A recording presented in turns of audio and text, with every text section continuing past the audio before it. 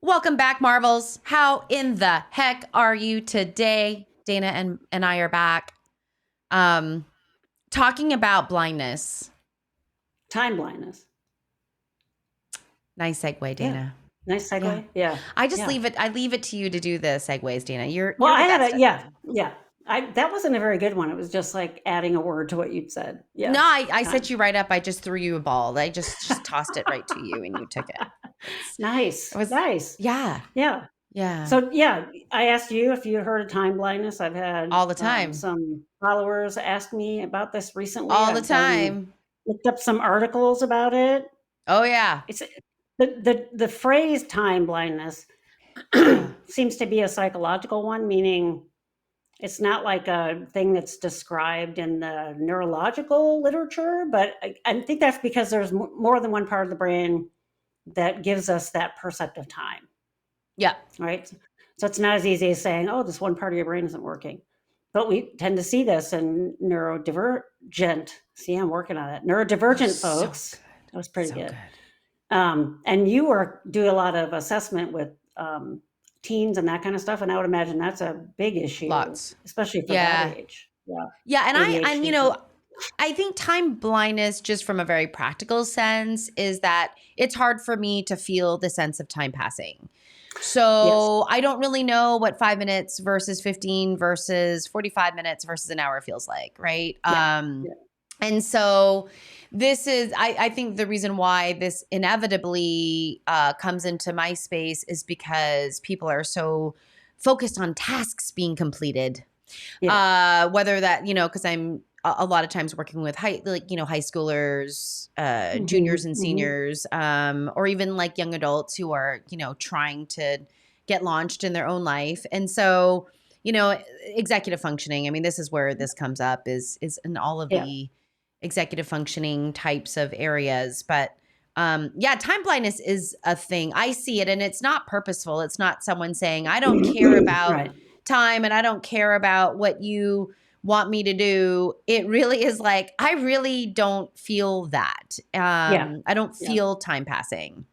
What's interesting is there's been research, pretty definitive research done in neuropsychology around if you've ever had a traumatic experience, the passage of time when that's happening, right? So, and sort of when they really started to look at the perceptive time in humans can be skewed depending on what else is going on.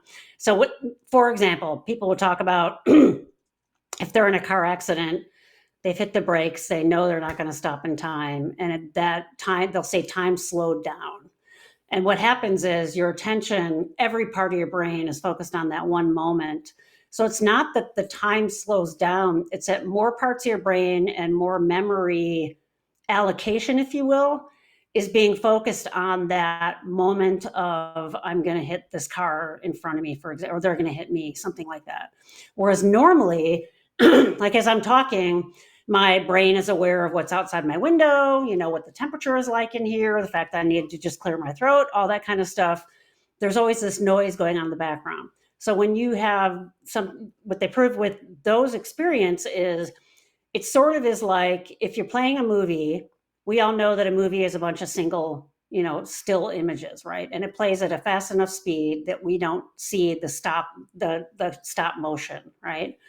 When time slows down in traumatic experiences, it would be like if you had that film go faster while you were recording, and now instead of recording 10 frames, you've recorded 100 frames, right?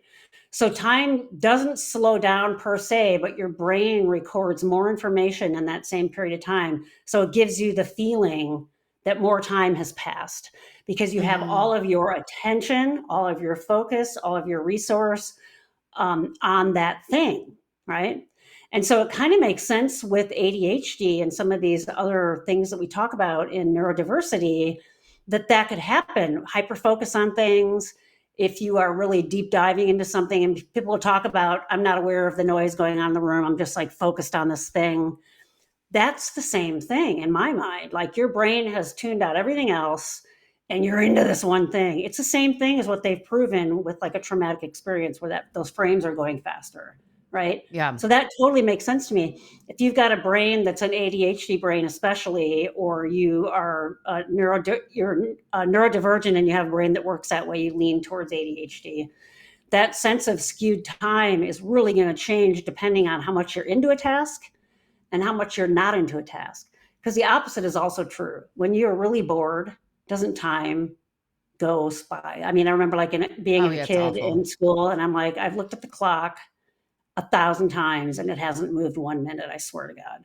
There's a Yeah. line in an old song. I'm going to date myself. The Edmund Fitzgerald is a song, and it says it's about a boat that sinks, and there's a line in it that says, does anyone know where the love of God goes when the waves turn the minutes to hours? And I've Mm. experienced that too when I'm on a boat and I'm seasick. I'm like, when the hell are we going to get to port? Because Yeah. half an hour feels like an eternity because you don't Yeah. feel well.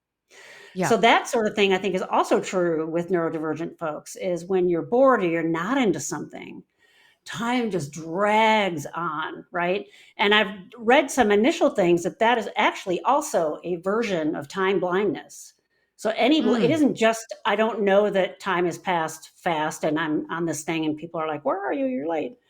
It can go the other way. So it really should be called kind of like time skewing, that your percept of time changes a lot depending on what you're looking at, what you're into, what you're not into, right? And this is the Yeah. proverbial trying to get out of the house. I used to have this with my ex, God. and we'd be walking towards the door, and I don't know what would happen.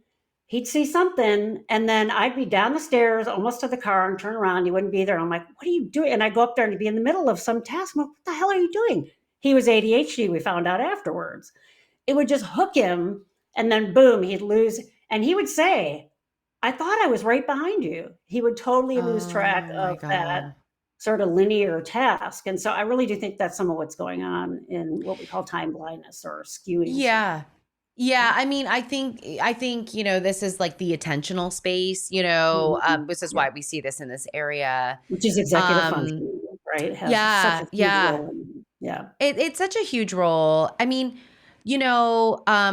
it's asking you to have a sense of attention or a quality of attention that is Mhm. outside of yourself. And I think that's what's, challenging. Um, for some of my clients, this is where it comes into play, where I'll say, okay, like what are we going to work on today? Okay. Oh, that's really challenging. Like what you want to work on today or talk about today or explore today, right? Mhm, Uncover, mhm. unpack, whatever. That's Yeah. tough. That's a tough thing. How much time do you want to spend on that today? Mm, Is what I'll yeah. say. And And do it's they look like, at you like this? what? Like, I What do you don't mean? know. Right. Yeah, And so for many of my clients in regards to like how do we plan the session? yeah, Because if I know we're going to talk about something challenging, I want to leave some time at the end to just put things back together and recover and yeah. have them be on their way in a way that they're, it's like, oh, I'm sorry that you feel like absolute crap and you just want to like rock in a corner, but But bye, see you session's later. Yeah, done. you gotta leave Right. now. Like, so, Yeah. so for me, that momentum of the session or the planning of the session, inevitably, I'm bringing in things like visuals, timers, or I'm Mhm. being really mindful. I have a lot of intention about Yeah. collaborating on the way that session's going to go. But I find that my clients that have a difficult time with this, really, when I say, and it could be even things like how much effort do you have Mm, left in the tank to spend? right. How long do you want to do this for? How much can you tolerate before you're taken out? Right? Yeah, Those are really hard questions to answer for yeah, someone that I yeah, think struggles with this kind that's of right. concept. But we have to ask those questions a lot. And so that's why I feel like from a process perspective, getting any marker of time is really important Mhm. because it helps you know how much you can do. Right. So maybe I'll be like, okay, you know how long a Seinfeld episode feels or Yeah. less. Yeah. That's a good Right? way to That's, put it. Yeah. 20 Yeah. some 20 Yep. 26.2 minutes, whatever. That's not Yeah. what it is. Yep. I'm sure someone in the audience knows how long a Seinfeld episode is. I'm sure. If you do, feel free. By the way, our audience does, like, when we throw out a question like that, like, what is that saying again? They'll Yeah. send it to us. It's Oh, like, thank awesome. I you. love it. Thank I you for love it. saving Yeah. us on that. But, Yeah. or, it's like connecting it to something that they innately understand and know. That can be like really helpful That's too. right. But I do see time blindness as a real practical issue. Like, Oh, yeah. it's not like Yeah. a made up Yeah. thing. Yeah. And actually, I'm going to guess, for some reason, I can't store his name completely in my brain, but it's an ADHD expert. It's not Dr. Berkeley, but it sounds something like that. Do you know who I'm talking about? Barkley. Thank you. Bark. I have to You remember were like so dog. close. Yeah, So that's pretty close. cool. I think, yeah. He actually describes ADHD as it isn't a attention issue. He says it's a time blindness issue. And I think maybe he Yeah. was one of the people that coined that to begin with.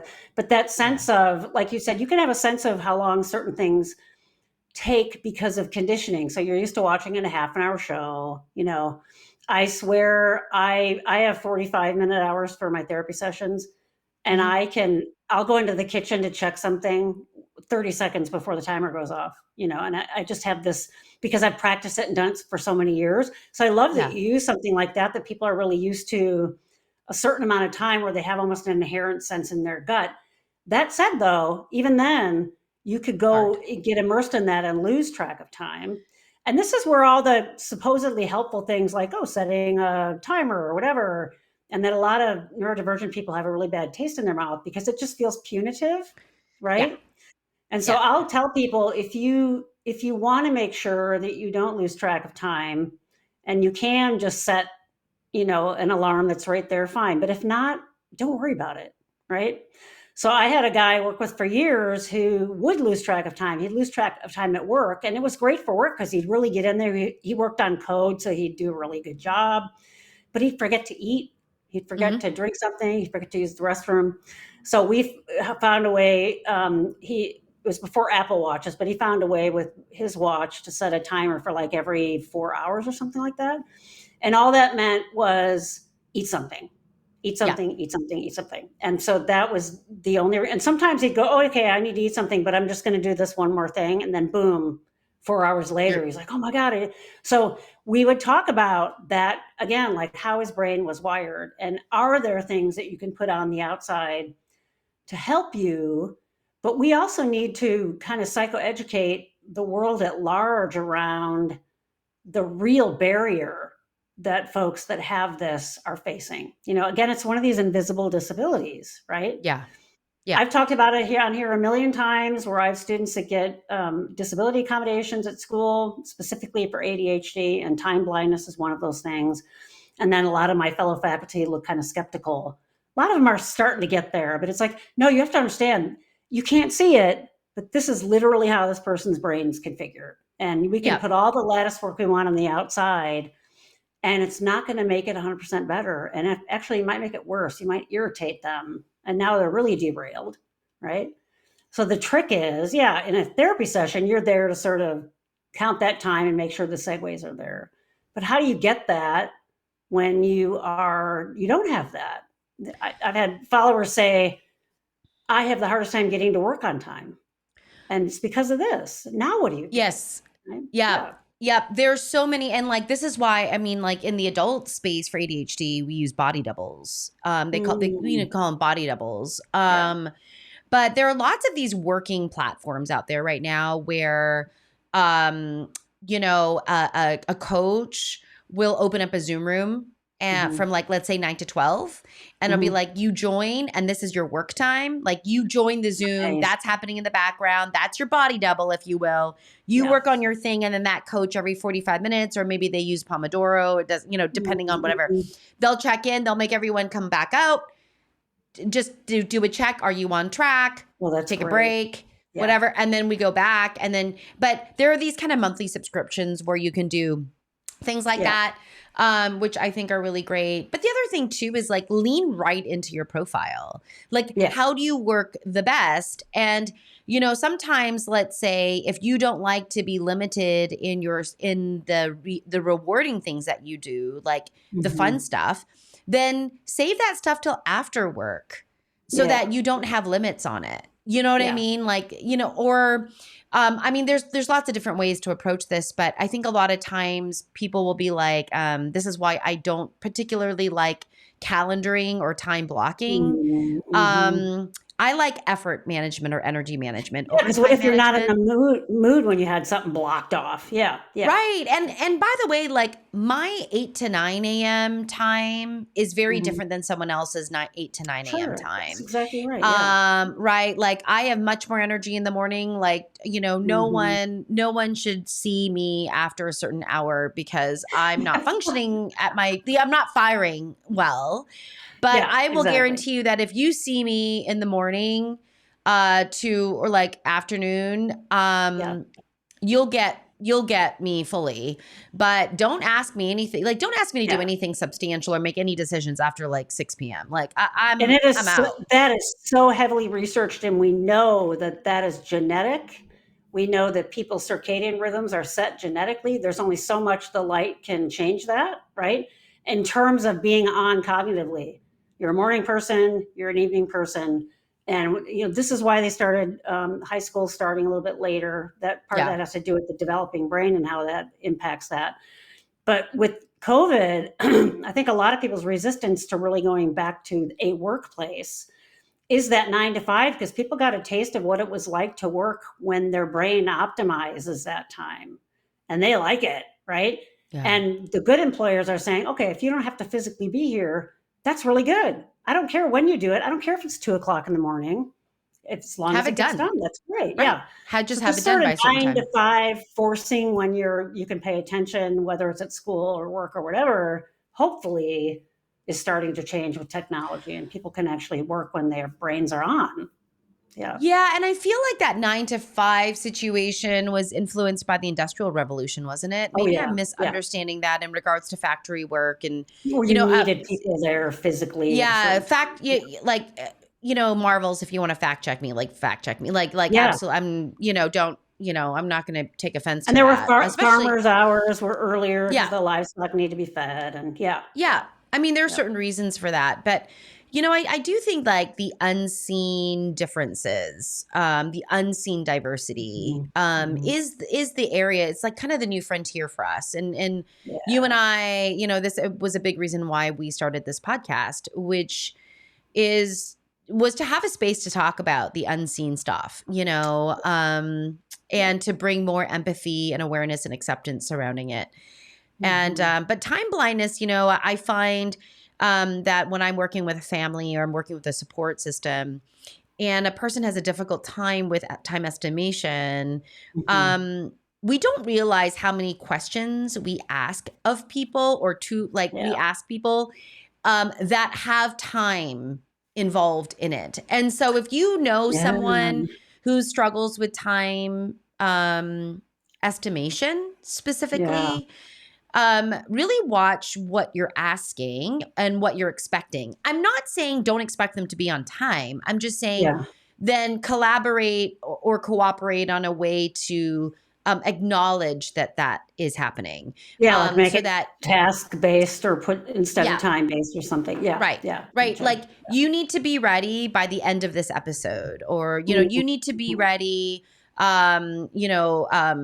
it's funny because lots of my clients love, movies, and TV shows and things. And so, they kind of inherently know how long, a Stargate SG-1 episode is going to be or whatever, so, we do that, a lot in regards to, okay, that needs to be done. And the other thing too, is I would say to other people, if you're going to use, TV and movies as a reward, never let the person watch the full episode, please.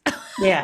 Don't be like, you only get 15 minutes of TV watching and then you start watching an episode. I'd be pissed. I'd be like, That'd be what? terrible. Like, Yeah. The whole they need just for went through the completion thing would Stargate and I be, don't know if they're coming back. Like, no, I have to finish. Like, I'm sorry. Like, you know what Then I this mean? last season of Mandalorian the episodes are not the same length. They're all different. And I was like, what are you doing to me? They're all Oh, really different. yeah. Don't. Yeah. Yeah, Yeah. that's Yeah. different. I mean, Let them have the whole our reward. clients would be like, so really, this really takes me for the Mandalorian season 3, episode 2 long. Yeah. And they would know. I They would know. know. They would Because you can't totally like know. fast forward it. It doesn't show you the time at the end because I tried that. I paused it and I'm like, it doesn't show you. It just has the bar. When does this end? Oh yeah, you gotta then Yeah. like scrub the bar and like figure that out. Yeah, it's But so yeah, interesting. no, time blindness is a real thing, peeps. Yeah. Like it is a real thing. And so get your workarounds for it, especially if you Really, have to be somewhere. yeah, and really quick, a couple things. I first found out about this from one of my followers on TikTok who had posted about time blindness, and then I think it was just a troll trying to irritate her, but was saying, "Oh, is that the kid's excuse for not being to work on time? There's no such thing, blah blah blah." And so I started doing research, and really, the word time blindness you won't find in the medical literature, but that doesn't mean it's not a thing, right? Yeah. I really like that we can name a phenomenon that happens that might be really complex, that's understudied, but the community understands, and that it's a real thing. You wouldn't ask somebody who just had one leg amputated to run a marathon. So why do we ask people that's brains can't track time to track time? Yeah, and what we're not saying, what Dana and I are not saying is that you have an excuse for being late everywhere. That is not what we're saying. No. Yeah. Right? But what we are saying is that there is the way that a brain is wired can get in the way of time estimation. Yeah, the struggle. What do we need? Yeah. And the struggle is real. What can we do to work together with this person? Yeah. To figure out how to solve that problem? Because it is a problem not showing up to work on time. If you have a time blindness issue, being places on time, it's probably very hard for you. So you might even want to even think about like, how does that fit in my life? How many times do I have to do this? Right? Yeah. Can I work around this? Can I make a living in a job that doesn't necessarily have this type of thing? But those are all the questions to ask. So we're not saying you've got a get out of jail free card. That's not what we're saying. But what we are saying though is that this does exist and that it does take acknowledging how hard it is and how much you have to put in place to deal with it. Yeah, exactly.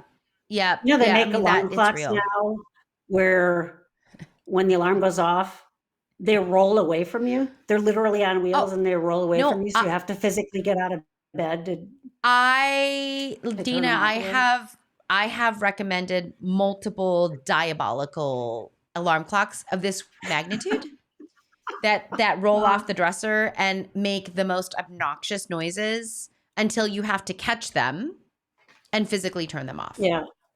They're awful. Probably works for some people, but not for others. Yeah. It does. Yeah. Oh yeah. For some. For some it's awesome and they need that. Yeah. But for some it's like this is like, water torture. Like I can't believe that you would ever, I would never do this with someone if they didn't consent, but it's out there. Yeah. Oh, for sure. Yeah. If you bought one for yourself. Yeah. Cause you wanted to try it. Yeah. Talk about masochism. Too funny. What? We were just talking about and I was thinking maybe a neurodivergent brain made that. But it was probably the neurotypical brain that did that because they were mad at their kid for not getting up. And I'm like, oh yeah, that's kind of sadistic. So it has to be something you consent to, right? Right. There has to be that consent. It has to be something you consent to. There is there is no. I mean, I've seen those in action and they are diabolical. Like they are like, they are a spawn. They are like the devil's spawn. Not kidding. Anyway. And then you wake up all flustered and pissed off. It doesn't seem like a good idea. Yeah. I know. I'm someone that needs to wake up quietly. Yeah. And I'm like, I need to wake up. The alarm goes off and I'm up and I'm awake. Yeah. Like fully functional. And that's really I'm the same. That's not typical. I know. I've been told that multiple times. Yeah. Um, I hate lingering in bed. I'm like, I'm awake, I'm getting up. But yeah. yeah, I also not time blind, gratefully, but I understand how horrible it could be if you were. Yeah. Yeah, and I understand the shame that comes with it because inevitably Oh, because when people are time blind, they inevitably impact others in a very irritable way, yeah, not on yeah, purpose. yeah. And so shame always Mhm, accompanies time mhm, blindness. mhm. Like it's they are partners. Yeah. They share the same dance card, I swear. Yeah, I wish I'd known that about my ex because I would have been probably more compassionate. I would just get frustrated and it would have Yeah. gone back in there and just physically said, "Okay, we're leaving the house now. Give me your hand." And that would have Yeah. been better for both of us, right? Had I Yeah. known that was what's going on. Oh, okay, that distraction thing is really a powerful lure. And so, but I would have had a conversation about it ahead of time. If we're going somewhere and you get stuck, I'm just going to gently take you by the hand, and this is what I'm doing. So again, so that person could consent rather That's right. than you're going to rip me away from what I'm doing. Yeah. No, a Yeah. consent is really critical, especially like in the planning. It's like Mhm. this is a joint problem for us to solve because it also impacts me. So Yeah. let Has let to be. let's come up with a plan together that you Yeah. agree to. And do I have your consent to do that when this is happening? I do this a lot, even with my non-speakers, with my Yeah. clients who are non-speakers who type because they usually have some very significant dyspraxia or motor issues. And so, Mm, mhm. you putting your hands on someone else's body is very, very Yeah. intrusive. Yeah. And so, to get those things understood and consented to beforehand, to even Mhm. practice those and role play those beforehand, these That's a are good idea. really, this is how do you Yeah. preserve dignity, and when it's done that way, I've never had a client say like, well, screw that. I never want to, Yeah. they're always like, yes, I'm down. Like, I want to solve Yeah. this problem. I just don't know Yeah. how. Yeah. So anyway, but oh yeah, the struggle is real, people. Like, Yeah. fine, be creative with your solutions, work together with people. If you can, like, inform people of it and like Mhm. this is not an excuse. This is just Right. context and an understanding and what are some ways that we can work Yes, together absolutely. Yeah. on And it. then people in your life, have them Google it on the internet because there's a ton of really easily Ton. readable stuff out there. Yeah. Yeah, ton. Maybe Dana and I should do a time blindness skit. We'll do a time blindness skit Oh, for that'd for be good. TikTok. Oh my God, that'd be Okay. hilarious. That'd be Okay. All right. hilarious. On that note, all right, Marvels, have a wonderful rest of the day. And as Dana says, be good to you. Bye, everyone. Bye, everybody.